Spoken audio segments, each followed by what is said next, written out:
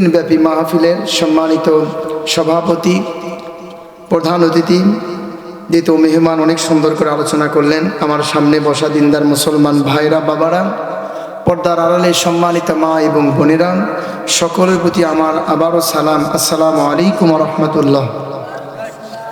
সকলে কেমন আছেন?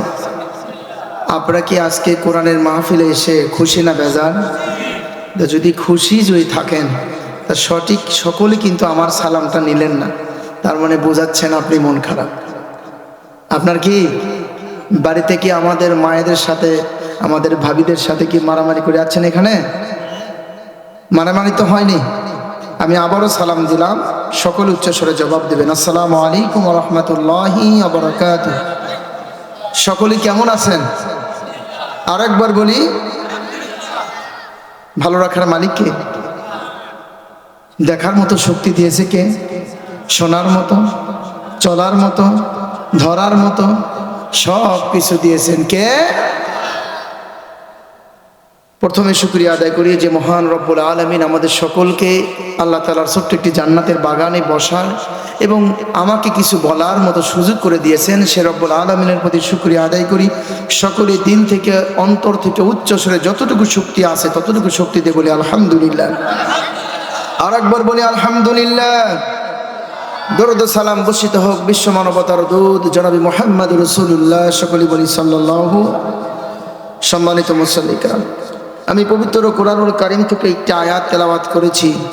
আল্লাহ চাহে তো এই আয়াতের উপর কিছু আলোচনা করব। শুনতে রাজি আছেন তো? না আমাকে থুয়ে চলে যাবেন? শেষ মোনাজাত পর্যন্ত থাকার ইচ্ছা আছে তো? আল্লাহ তাআলা সকলকে যেন কবুল করে, জোরে বলেন না।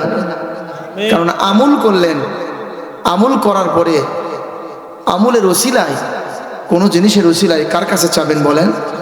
তাকে ছাড়া অন্য কারো কাছে চাওয়া যাবে না। কিন্তু আজকে আমরা এমন জায়গায় চাই যে তার মালিককে আল্লাহ। আমাদের চাইতে হবে কার কাছে? সম্মানিত দিনী মুসলমান, আল্লাহ পাক রব্বুল আলামিন পবিত্র কুরআনুল কারীমে বলেন, ওয়া মা আরসালনাকা ইল্লা কাফাতাল লিন-নাসি বাশীরাও ওয়া নাযীরাও ওয়ালাকিন্না আকসারান নাসি লা ইয়ালামুন। আল্লাহু আকবার। আল্লাহ রাব্বুল আলামিন বলেন, আমি তোমাদের মাঝে আমার নবীকে পাঠিয়ে দিয়েছি তোমাদেরকে সুসংবাদ দেওয়ার জন্য এবং সতর্কতা করার জন্য, সতর্ক করার জন্য। তোমরা যেন বুঝতে পারো কোনটা জান্নাতি পথ, তোমরা যেন বুঝতে পারো কোনটা জাহান্নামী পথ। আমি এই জন্য আমি রব্বুল আলামিন তোমাদের মাঝে রাসূলকে পাঠিয়ে দিয়েছি। বলেন আল্লাহু আকবার। আল্লাহ রব্বুল আলামিন আদম আলাইহিস সালাম থেকে শুরু করে আমার আপনার নবী পর্যন্ত অসংখ্য নবী রাসূলকে আল্লাহ রাব্বুল আলামিন এই দুনিয়াতে পাঠিয়ে দিয়েছিলেন তার দিন মানুষের মাঝে বোঝানোর জন্য, তার দিন প্রচারের জন্য। আল্লাহ রাব্বুল আলামিন অসংখ্য নবী রাসূলকে এই পৃথিবীতে পাঠিয়ে দিয়েছিলেন। কথা বলেন ঠিক কিনা? তেমনি ভাবে আল্লাহ রাব্বুল আলামিন শুধুমাত্র নবীদেরকে পাঠিয়ে দেয় নাই, আল্লাহ রাব্বুল আলামিনের পক্ষ থেকে প্রত্যেকটা নবীকে আল্লাহ রাব্বুল আলামিন কিছু না কিছু মুজিজা দিয়েছিলেন। বলেন আল্লাহু আকবার। এই মুজিজা হচ্ছে এমন একটা শক্তি, অলৌকিক শক্তি, যে শক্তি স্বয়ং আল্লাহ রাব্বুল আলামিনের পক্ষ থেকে আসে।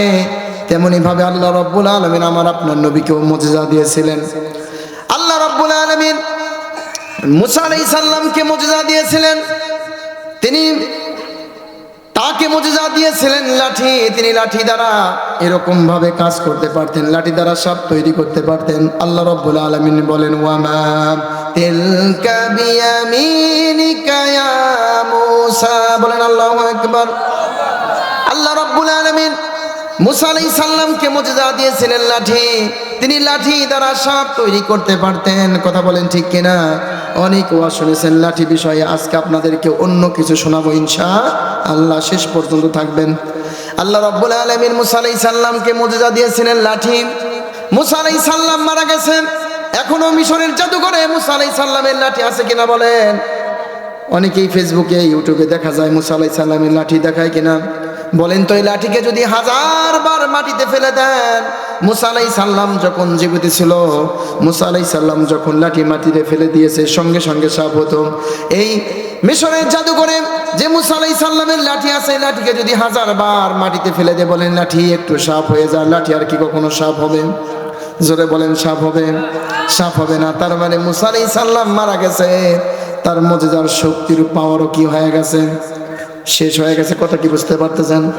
আল্লাহ রাব্বুল আলামিন সুলাইমান আলাইহিস সালামকে মুজিজা দিয়েছিলেন, তিনি বাতাসের সঙ্গে কথা বলতে পারতেন। তিনি বাতাসকে যদি কোনো তক্তার উপর সুলাইমান আলাইহিস সালাম বসতো, বাতাসকে যদি হুকুম করতে, বাতাস আমি এখন আসি কুড়িগ্রাম, আমাকে বগুড়া শহরে পৌঁছায় দাও, বাতাস সঙ্গে সঙ্গে সুলাইমান আলাইহিস সালামকে তক্তার উপর করে নিয়ে যেয়ে বগুড়া শহরে নেমে দিত। কিন্তু বলেন তো দুনিয়াতে এখনো বাতাস আছে? হাজার হাজার তক্তা আছে, আছে কিনা বলেন? 1000 বার যদি বাতাসকে যদি বলেন বাতাস তোর কাছে অনুরোধ, আমি একটু অসুস্থ আছি, একটু বগুড়া মেডিকেল হাসপাতালে একটু পৌঁছায় দাও, বাতাসকে আর কখনো নিয়ে যাবে? তার মানে সুলাইমান আলাইহিস সালাম মারা গেছে, তার মুজিজাও সঙ্গে নিয়ে গেছে। কথা বলেন ঠিক কিনা? আল্লাহ রাব্বুল আলামিন দাউদ আলাইহিস সালামকে মুজিজা দিয়েছিলেন, তিনি লোহা গলাতে পারতেন। তিনি যখন কোনো লোহা হাতের উপর রাখতেন সঙ্গে সঙ্গে পানির মতো গলে গলে নিচ দিয়ে পড়ে যেত। এবং তিনি যখন জাবর কিতাব তেলাওয়াত করতেন, বনের সমস্ত পশু পাখিগুলো বন থেকে বাহির হয়ে এসে দাউদ আলাইহিস সালামের জাবর কিতাবের তেলাওয়াতগুলো শুনতো। সমুদ্রের মাছগুলো কিনারে এসে দাউদ আলাইহিস সালামের তেলাওয়াতগুলো শুনতো। পাহাড়গুলো হেলে দুলে দাউদ আলাইহিস সালামের তেলাওয়াতগুলো শুনতো। পৃথিবীতে এখনো হাজার হাজার লোহা আছে কিনা বলেন? জোরে বলেন আছে কিনা? এই লোহাকে যদি 1000 বার যদি হাতে রাখে, লোহাকে বলেন লোহা তোর কাছে অনুরোধ করতেছি, একটু লোহা গলে যা, আমি একটু দা বানাবো, একটু কাশি বানাবো, একটু রান্দা বানাবো, একটু ছুরি বানাবো বা চাকু বানাবো, বটি বানাবো। লোহাকে যদি 1000 বার বলেন, লোহার কি কখনো গলে যাবে? তার মানে দাউদ আলাইহিস সালাম মারা গেছে, তার মুজিজার পাওয়ারও শেষ হয়ে গেছে। আল্লাহ রাব্বুল আলামিন ঈসা আলাইহিস সালামকে মুজিজা দিয়েছিলেন। তিনি কোন অন্ধ ব্যক্তির হাতে যদি চোখে যদি একটু ছোঁয়া দিতে চোখ ভালো হয়ে যেত, যখন প্রতিবন্ধী মানুষের হাতে যদি একটু ছোঁয়া দিত হাত ভালো হয়ে যেত। পৃথিবীতে এখনো অনেক অন্ধ মানুষ আছে কিনা বলেন? অনেকের হাত বাঁকা বা পা বাঁকা, প্যারালাইসিস হয়ে পড়ে আছে। যদি 1000 বার যদি সরিষার তেল দিয়ে যদি 1000 বার যদি মালিশ করে দেন, হাত কি আর কখনো ভালো হবে? কখনো ভালো হবে না। তার মানে ঈসা আলাইহিস সালাম চলে গেছেন, তার মুজিজাও সঙ্গে নিয়ে গেছে।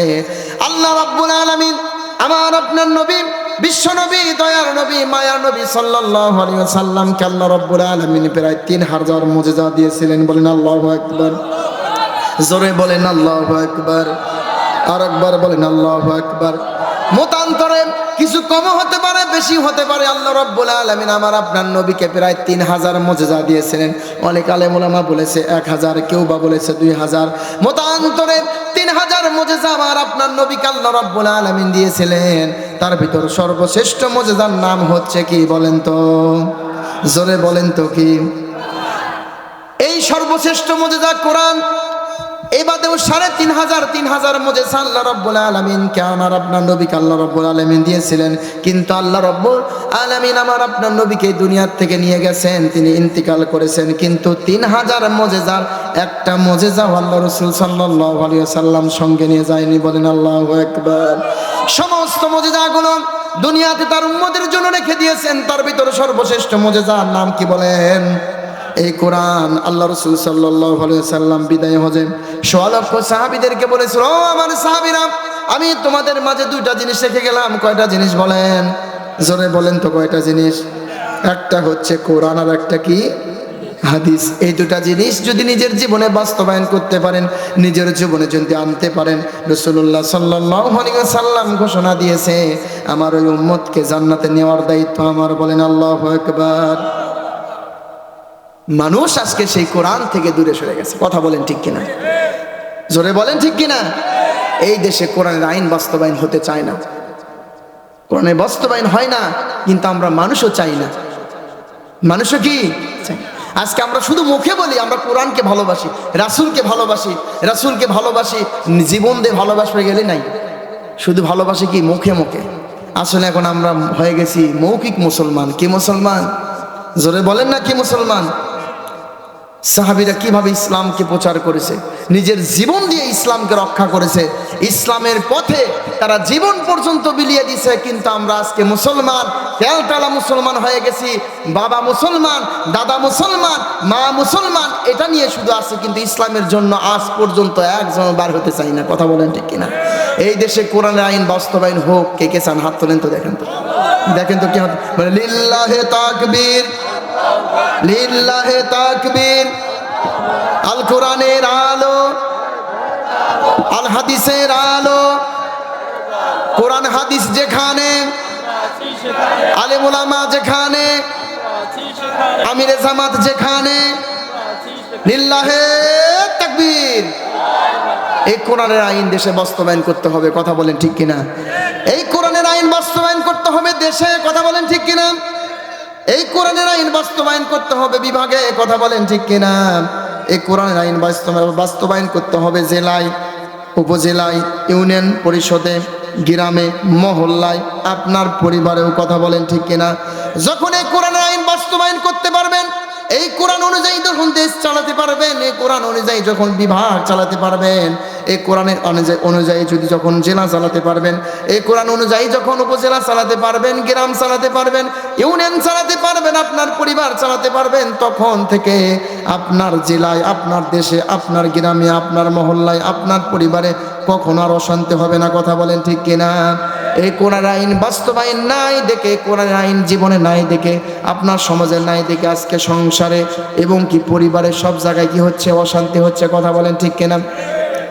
এই কোরআনের জন্য রাসূলুল্লাহ সাল্লাল্লাহু আলাইহি ওয়াসাল্লাম সহ সমস্ত সাহাবীরা আল্লাহ রাসূল সাল্লাল্লাহু আলাইহি ওয়াসাল্লাম এত পরিমাণ ভালোবেসেছে শুধুমাত্র এই কোরআন আইন বাস্তবায়ন করতে গিয়ে। একজন সাহাবীর কথা মনে পড়লো, বলবো নাকি? সাহাবীর নাম হচ্ছে হযরত হানজালা রাদিয়াল্লাহু তাআলা আনহু। সাহাবীরা কিরকম ভাবে ইসলামকে প্রতিষ্ঠার জন্য, ইসলামকে দেশে কায়েম করার জন্য কিরকম ভাবে যুদ্ধ করেছে, কিভাবে জীবন বিলিয়ে দিয়েছে, এই একজন সাহাবীর কথা বলে মনোযোগ দিয়ে শুনবেন। রাসূলুল্লাহ সাল্লাল্লাহু আলাইহি ওয়াসাল্লাম উহুদের যুদ্ধের ঘোষণা দিলেন। কিসের যুদ্ধে? জোরে বলেন, কিসের যুদ্ধে? যুদ্ধের ঘোষণা দিলেন উহুদের। সেই রাতে হানজালা রাদিয়াল্লাহু তাআলা আনহুর বিবাহ সম্পন্ন হলো। বিবাহ শেষ করে আল্লাহ রাসূল সাল্লাল্লাহু আলাইহি ওয়াসাল্লাম উহুদের যুদ্ধের ডাক দিলেন। ও আমার সাহাবীরা, তোমরা যে রেডি হও, তৈরি হয়ে নাও। কিসের জন্য? যুদ্ধের জন্য। সমস্ত সাহাবীরা বলল, আল্লাহ রাসূল সাল্লাল্লাহু আলাইহি ওয়াসাল্লাম, আমরা তৈরি আছি। হানজালা রাদিয়াল্লাহু তাআলা আনহু বিবাহ করেছে। মনে রাখবেন, কি করেছে? বিবাহ করেছে। বিবাহ সম্পন্ন করে আল্লাহ রাসূল সাল্লাল্লাহু আলাইহি ওয়াসাল্লাম যুদ্ধের ডাক দিলেন। হানজালা রাদিয়াল্লাহু তাআলা আনহু রাসূলুল্লাহ সাল্লাল্লাহু আলাইহি ওয়াসাল্লামকে বলেন, ওগো আল্লাহর হাবিব, আমি এই যুদ্ধে অংশগ্রহণ করতে চাই। বলেন আল্লাহু আকবার। নতুন বিবাহ করেছে। কি করেছে? নতুন বিবাহ করেছে। আর আজকে আমরা বিবাহ করলে কি করি? গান বাজনা করি। কথা কয় না পারে? কি করি? এই যে গত 2 দিন আগে বিজয় দিবস গেল না, স্বাধীনতা দিবস বলেন তো, 16 ডিসেম্বর কি দিবস? বিজয় দিবস গেল। কিন্তু এই বিজয় দিবসের নামে গান বাজনা, মানুষকে কষ্ট দেওয়া এই সমাজে আছে কিনা বলেন? আপনাদের এখানে হয়তো নাই, কিন্তু আমাদের এখানে হচ্ছে। বিশ্বাস করবেন না, যারা গান বাজনা করতেছে তারা কিন্তু হিন্দুদের সন্তান না। কথা বলেন ঠিক কিনা? আমরা মুসলমানের সন্তানেরাই সেটা করতেছে। আজকে বিবাহ হলে গান বাজনা ছাড়া বিবাহ হয় না, হলুদ মাখানো ছাড়া কি হয় না? বিবাহ হয় না। যে বিবাহতে হলুদ মাখানো হয় সেই বিবাহ ইসলাম শরীয়তে হয় না। কথা বলেন ঠিক কিনা? কিন্তু আজকে আমরা মানুষ সেটাই বেশি বেশি করি। রাসূলুল্লাহ সাল্লাল্লাহু আলাইহি ওয়াসাল্লাম উহুদের ডাক দিলেন। হানজালা রাদিয়াল্লাহু তাআলা নতুন বিবাহ করেছে, নতুন বিবি বাড়িতে। রাসূলুল্লাহ সাল্লাল্লাহু আলাইহি ওয়াসাল্লামকে বললেন, ওগো আল্লাহর হাবিব, আমি এই যুদ্ধে অংশগ্রহণ করতে চাই। আল্লাহর হাবিব সাল্লাল্লাহু আলাইহি ওয়াসাল্লাম বলে, হানজালা, না না, তুমি এই যুদ্ধে অংশগ্রহণ করতে পারবা না। কারণ কিছুক্ষণ পূর্বে আমি তোমার বিবাহ সম্পন্ন করেছি। তোমার বাড়িতে নতুন বউ আছে, তোমার একটা হক আছে, তোমার বিবিরও একটা হক আছে, নতুন বাসর ঘর। কি ঘর বলেন? তুমি যেতে পারবে না। হানজালার মনটা খারাপ, যুদ্ধে যেতে পারতেছে না। রাসূলুল্লাহ সাল্লাল্লাহু আলাইহি ওয়াসাল্লাম হানজালাকে অনুমতি দিলেন না। মনটা খারাপ করে বাড়ির দিকে রওনা দিলেন। বলেন আল্লাহু আকবার। মানুষের কিন্তু মন খুশি হওয়ার দরকার ছিল। এখন যদি বলা হয় আগামীকাল আমিরে জামাত ডাক দিয়েছে কুড়িগ্রাম শহরে, দেখবেন অনেক মানুষ বলছে, আমার বাড়িতে নতুন বিয়ে করছি, যাওয়ার পারবো না। কথা কয় না বাড়ি? হানজালার মনটা খারাপ, যুদ্ধে যাবে কিন্তু অনুমতি দিচ্ছেন না রাসূল সাল্লাল্লাহু আলাইহি সাল্লাম। এই জন্য মন খারাপ। আর আমরা বর্তমান মন খারাপ করতাম না খুশি হতাম? বলেন তো, যে ভালো হলো, যাওয়া লাগতেছে না। কথা বলেন ঠিক কিনা? হানজালা মনটা খারাপ করে বাড়ির দিকে রওনা দিলেন। বাসর ঘর, বাসর রাত শেষ হয়ে গেল। হানজালা রাদিয়াল্লাহু তাআলা গোসল ফরজ হয়েছে, গোসল করার জন্য গোসলখানায় গিয়েছেন। ইতিমধ্যেই মদিনায় কে যেন চিৎকার দিয়ে বলে, ওগো মদিনাবাসী, কে কোথায় আছো গো? উহুদের ময়দানে রাসূলুল্লাহ সাল্লাল্লাহু আলাইহি ওয়াসাল্লামকে কাফের বেঈমানেরা শহীদ করে দিয়েছে। হানজালা রাদিয়াল্লাহু তাআলা গোসলখানায়, গোসল কি হয়েছে বলেন? ফরজ হয়েছে। গোসলখানায় গিয়েছে, গোসল করবে এমন সময় এই কথা শোনা মাত্র এই গোসলখানায় আর গোসল করলেন না। ফরজ গোসল না করে ঘরেতে গিয়ে দরজা নক দিয়ে বিবিকে বলল, গো বিবি, দ্রুত দরজা খোলো। বিবি বলে, স্বামী, তোমার উপর তো গোসল ফরজ হয়েছে, আপনি তো গোসলখানায় গেলেন গোসল করার জন্য, আবার বাড়িতে ঘরে আসলেন কি জন্য গোসল না করে? হানজালা রাদিয়াল্লাহু তাআলা বলে, গো বিবি, আমি গোসলখানায় গোসল করার জন্য গিয়েছিলাম। মদিনার কে যেন চিৎকার দিয়ে বলতেছে, ওগো মদিনাবাসী, উহুদের ময়দানে রাসূলুল্লাহ সাল্লাল্লাহু আলাইহি ওয়াসাল্লামকে কাফের বেঈমানরা শহীদ করে দিয়েছে। ও বিবি, এই কথা শোনা মাত্রই আমার আর গোসল করার প্রয়োজন নাই। যেখানে আল্লাহর হাবিব দুনিয়াতে নাই, আমি হানজালা বাড়িতে বসে থাকার কোনো প্রয়োজন নাই। ওই যে ঘরের ভিতর যাও, ওই যে ঘরের ভিতর যাও, দেখো আমার একটা তরোয়াল আছে, তরোয়ালটা দাও, আমি উহুদের ময়দানে চলে যাব। বলেন আল্লাহু আকবার। হানজালা রাদিয়াল্লাহু তাআলা তরোয়াল নেওয়ার, আমার উপর কোনো দাবি রাখো না, সবুর করো, তাওয়াক্কুল করো, বিশ্বাস রাখো আল্লাহর উপর, তুমি ধৈর্য ধারণ করো, হয়তো দুনিয়া দ্বারা দেখা হবে না গো বিবি, আল্লাহ রাব্বুল আলামিন হয়তো কাল কিয়ামতের দিন আমাদের দুইজনকে একত্রিত করবেন। বলেন আল্লাহু আকবার। এই বলে হানজালা রাদিয়াল্লাহু তাআলা যুদ্ধের ময়দানে গেলেন। যুদ্ধ শুরু হয়ে গেল। এই উহুদের যুদ্ধে রাসূলুল্লাহ সাল্লাল্লাহু আলাইহি ওয়াসাল্লামের আপুর চাচা আমির হামজা শহীদ হয়ে গিয়েছিল।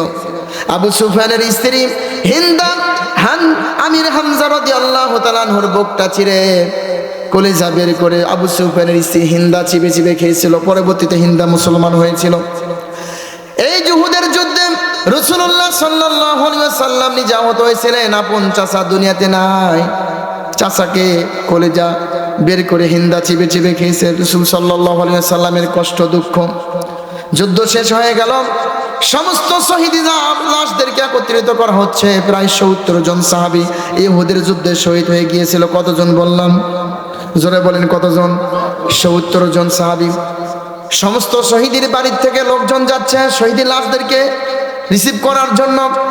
হানজালা রাদিয়াল্লাহু তাআলার স্ত্রী এসেছে রাসূলুল্লাহ সাল্লাল্লাহু আলাইহি ওয়াসাল্লামের কাছে। হানজালা রাদিয়াল্লাহু তাআলার স্ত্রী এসে বলল, গো আল্লাহর হাবিব, এই উহুদের ময়দানে ৭০ জন সাহাবী শহীদ হয়ে গেছে। ও গো আল্লাহর হাবিব, সমস্ত সাহাবীদের লাশগুলো আপনি বিনা গোসলে দাফন কাফন, রক্তমাখা অবস্থায় দাফন কাফন করে দেন। কিন্তু ও গো আল্লাহর হাবিব, আমার স্বামীকে আপনি গোসল ছাড়া যেন দাফন করেন না। রাসূলুল্লাহ সাল্লাল্লাহু আলাইহি ওয়াসাল্লাম বললেন, ও মহিলা, তুমি কে গো যে তোমার স্বামীকে গোসল ছাড়া, গোসল করে দাফন করতে বলতেছো? হানজালার স্ত্রী বলেন, ও গো আল্লাহর হাবিব, আপনি যে গত রাতে একজন সাহাবীকে বিবাহ দিয়েছিলেন, হানজালা, আমি ওই হানজালা রাদিয়াল্লাহু তাআলার স্ত্রী। ও গো আল্লাহর হাবিব, আমার স্বামীর উপর গোসল ফরজ হয়েছে, আমার স্বামী গোসল করার জন্য গোসলখানায় গিয়েছে। ও গো আল্লাহর হাবিব, কে যেন মদিনার ভিতর চিৎকার দিয়ে চিল্লায় চিল্লায় বলতেছে, উহুদের ময়দানে রাসূলুল্লাহ সাল্লাল্লাহু আলাইহি ওয়াসাল্লামকে কাফের বেঈমানেরা শহীদ করেছেন। ও গো আল্লাহর হাবিব, আমার স্বামী হানজালা এই কথা শোনা মাত্রই গোসল ফরজ হয়েছিল, গোসল না করে তরোয়াল নিয়ে এই যুদ্ধের ময়দানে এসেছে। ও গো আল্লাহর হাবিব, আমার স্বামীর উপর গোসল ফরজ হয়েছে, আপনি আমার স্বামীকে গোসল ছাড়া যেন দাফন কাফন করেন না। বলেন আল্লাহু আকবার। কারণ ইসলাম শরীয়তে যারা ইসলামের পক্ষে, ইসলাম প্রতিষ্ঠার লক্ষ্যে, ইসলামের জন্য, আল্লাহকে দেখানোর জন্য, রাসূলকে খুশি করার জন্য, যারা ইসলামকে এই দেশে বাস্তবায়ন করার জন্য ইসলামের পথে, কোরআনের পথে যারা জীবন দিয়েছে, তাদেরকে তোমরা মরমিত বলো না, তারা জীবিত, তারা হচ্ছে শহীদ। বলেন আল্লাহু আকবার। রাসূলুল্লাহ সাল্লাল্লাহু আলাইহি ওয়াসাল্লাম ইসলামের শরীয়তে হচ্ছে যারা ইসলামের পক্ষে শহীদ হবে তাদেরকে রক্ত মাখা অবস্থায় কি দেওয়া হবে? দাফন কাফন করা হবে। রাসূলুল্লাহ সাল্লাল্লাহু আলাইহি ওয়াসাল্লাম হানজালার এই কথা শোনা মাত্রই রাসূলুল্লাহ সাল্লাল্লাহু আলাইহি ওয়াসাল্লামের চোখ দিয়ে টপ টপ করে দাড়ি মোবারক দিয়ে পানিগুলো মাটিতে পড়তেছে। বলেন আল্লাহু আকবার। হে রাসূল তোমায় ভালোবাসি, অন্তরে শুধু মুখে নয়, জান্নাতের আশায় নয় হে রাসূল, জাহান্নাম কেউ ডরি না। রাসূলকে ভালোবাসেন তো? বাসেন তো ভালো? আমার সাথে বলতে পারবেন নাকি? সকলে একটু উচ্চ স্বরে বলেন হে রাসূল। সবাই হে রাসূল তোমায় ভালোবাসি, অন্তরে শুধু মুখে নয়, জান্নাতের আশায় নয় হে রাসূল, জাহান্নাম কেউ ডরি না, জান্নাতের আশায় নয় হে রাসূল, জাহান্নাম কেউ ডরি না। তোমায় পাওয়ার আশায় মন ছুটে যায় মদিনায়, তোমায় পাওয়ার আশায় মন ছুটে যায় মদিনায়, এ আশিকে দিদার দাও না, আর দূরে থাকিও না হে রাসূল। সবাই তোমায় ভালোবাসি, অন্তরে শুধু মুখে নয়, জান্নাতের আশায় নয় হে রাসূল, জাহান্নাম কেউ ডরি না। বলেন আল্লাহু আকবার। যে রাসূলকে ভালোবাসলেন আল্লাহকে ভালোবাসা হয়, যে রাসূলকে সম্মান করলে আল্লাহকে সম্মান করা হয়, যে রাসূলকে মহব্বত করলে আল্লাহকে মহব্বত করা হয়, যে রাসূলকে ভালোবাসলে আল্লাহকে ভালোবাসা হয়, যে রাসূলকে অসম্মান করলে স্বয়ং আল্লাহকে অসম্মান করা হয়। কথা বলেন ঠিক কিনা? হানজালা রাদিয়াল্লাহু তাআলা আনহুর এই কথা শোনা মাত্রই রাসূলুল্লাহ সাল্লাল্লাহু আলাইহি ওয়াসাল্লামের চোখ মুবারক দিয়ে ঝরঝর করে পানি মুবারক মাটিতে পড়তেছে। এমন অবস্থায় রাসূলুল্লাহ সাল্লাল্লাহু আলাইহি ওয়াসাল্লাম সমস্ত সাহাবীকে বলল, আমার সাহাবীরা তোমরা উহুদের ময়দানে খোঁজো, দেখো আমার হানজালার লাশ কোথায়। বলেন আল্লাহু আকবার। জোরে বলেন আল্লাহু আকবার। এরকম ভাবে যদি আল্লাহু আকবার বলেন, এই জন্যই তো বিধর্মীরা আমাদের উপর আঘাত আনতেছে। কথা বলেন ঠিক কিনা? এই আল্লাহু আকবরতে কিন্তু চলবে না। আল্লাহু আকবার সবচাইতে বড় এবং শক্তিশালী ধ্বনি। কথা বলেন ঠিক কিনা? ভারতের একজন নাম মুস্কান, একজন মহিলা আল্লাহু আকবার বলেছিল, পুরো পৃথিবী নড়চড় হয়েছিল। কথা বলেন ঠিক কিনা? এই আল্লাহু আকবার মুসলমানে এমন ভাবে বলতে হবে যেন 2 কিলোমিটার লোকজন এখান থেকে শুনতে পারে। কথা বলেন ঠিক কিনা? আমরা যেভাবে আল্লাহু আকবার বলতেছি, বিধুরিমীরা বলছে ঠিকই তো আছে, ওদের উপর আঘাত আরো বেশি করে আনতে হবে। কথা বলেন ঠিক কিনা? আল্লাহু আকবার জোরে বলতে হবে। জোরে বলেন আল্লাহু আকবার। লিল্লাহে তাকবীর। এইটা এরকম ভাবে হতে হবে, তাহলে যে বোঝা যাবে বিধর্মীরা এই তাকবীর শুনেই এলাকা থেকে নাই। কথা বলেন ঠিক কিনা? আজকে মুসলমান যদি ইমানের শক্তি যদি মজবুত হতো, তাহলে মুসলমানের 90% দেশে হিন্দুরা আমাদের সামনে আমাদের ভাইকে হত্যা করতে পারতো না। কথা বলেন ঠিক কিনা? জোরে বলেন ঠিক কিনা? আজকে মুসলমানের শক্তি আর থাকতে হবে ইমানি শক্তি। কি শক্তি? উহুদের ময়দানে সাহাবী ছিল অল্প, বদরের ময়দানে সাহাবী ছিল অল্প, কিন্তু ইমানি শক্তি ছিল সবচাইতে বেশি। কথা বলেন ঠিক কিনা? রাসূলুল্লাহ সাল্লাল্লাহু আলাইহি ওয়াসাল্লাম সাহাবীদেরকে বলল, সাহাবীরা তোমরা উহুদের ময়দানে দেখো আমার হানজালা কোথায়। সমস্ত সাহাবীগুলো এই পাশ থেকে ওই পাশে যায়, ওই পাশ থেকে ওই পাশ যায়, চারপাশে ঘোরাঘুরি করে, চারপাশে খোঁজাখুঁজি করে, তন্ন তন্ন করে খোঁজাখুঁজি করে, কিন্তু হানজালার লাশ আর খুঁজে পায় না। এমন অবস্থায় জিবরাইল আলাইহিস সালাম আল্লাহর হাবিব সাল্লাল্লাহু আলাইহি সাল্লামের কাছে এসে বলে, আল্লাহর হাবিব, উহুদের ময়দানে হানজালার লাশ খুঁজে কোনো দরকার নাই, লাশ খোঁজার কোনো কি নাই, প্রয়োজন নাই। বলেন আল্লাহু আকবার।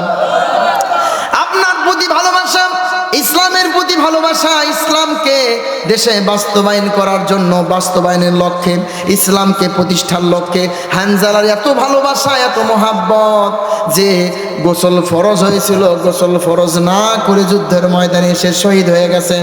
আল্লাহ রাব্বুল আলামিন হানজালার এই ত্যাগকে এত পছন্দ করেছে যে আল্লাহ রাব্বুল আলামিনের রহমতের ফেরেশতা হানজালার লাশকে আরশে নিয়ে যায় হাউজে কাউসারের পানি দিয়ে গোসল করাচ্ছে। বলেন আল্লাহু আকবার।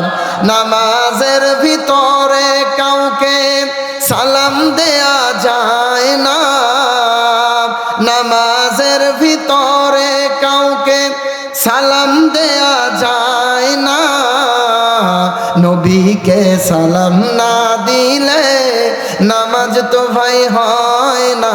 বলেন আল্লাহু আকবার। আমার সাথে বলবেন কিন্তু এবার বলতে হবে তো, বলবেন তো ইনশাল্লাহ, নাকি মন খারাপ করতেছেন? দেখি কে কে খুশি নাই, হাত তোলেন। খুশি নাই মানে হঠাৎ করে হাত তুলছে, হ্যাঁ সমস্যা নাই, কিন্তু খুশি আছেন তো? দেখেন তো কেউ ঘুম পারে নাকি, দেখেন তো কোরআনের বৈঠকে ঘুম পারা যাবে? একটু আমার সাথে সকলে বলেন, নামাজের ভিতরে কাউকে সালাম দেয়া যায় না, নামাজের ভিতরে কাউকে সালাম যায় না, নবীকে সালাম না দিলে নামাজ তো ভাই হয় না, নবীকে সালাম না নামাজ তো ভাই হয় না। চমৎকার ঘটনা রে ভাই হাদিসেতে আছে, নবীর কদম পাকে উঠে সেজদা করিয়াছে। বলেন আল্লাহু আকবার। চমৎকার ঘটনা রে ভাই হাদিসেতে আছে, নবীর কদম পাকে উঠে সেজদা করিয়াছে। আবু জাহেল মার্কা মানুষ, আবু জাহেল মার্কা মানুষ নবীকে চেনে না, আবু জাহেল মার্কা মানুষ নবীকে চেনে না, নবীকে সালাম না দিলে নামাজ তো ভাই হয় না, নবীকে বলেন নামাজ তো ভাই হয়। নামাজের ভিতরে কাউকে সালাম দেয়া যায় না, নামাজের ভিতরে কাউকে